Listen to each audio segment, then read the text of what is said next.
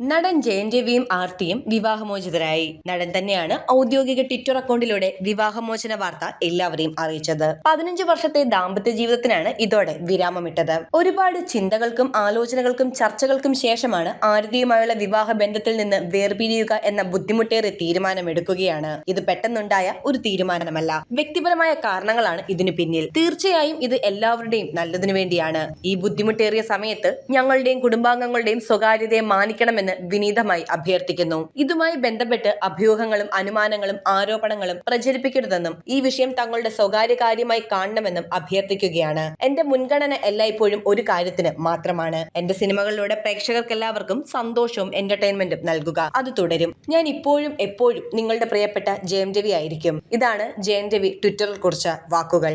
ഇരുവരും തമ്മിൽ പിരിയുമെന്ന് കഴിഞ്ഞ ഒരു വർഷമായി അഭ്യൂഹങ്ങൾ ഉണ്ടായിരുന്നു. എന്നാൽ ഔദ്യോഗികമായി ഇതിന് ആരും പ്രതികരിച്ചിരുന്നില്ല. ജയൻ രവിയോടൊപ്പമുള്ള ചിത്രങ്ങളെല്ലാം ഇൻസ്റ്റഗ്രാമിൽ നിന്ന് നീക്കം ചെയ്തതോടെയാണ് അഭ്യൂഹങ്ങൾ ശക്തമായത്.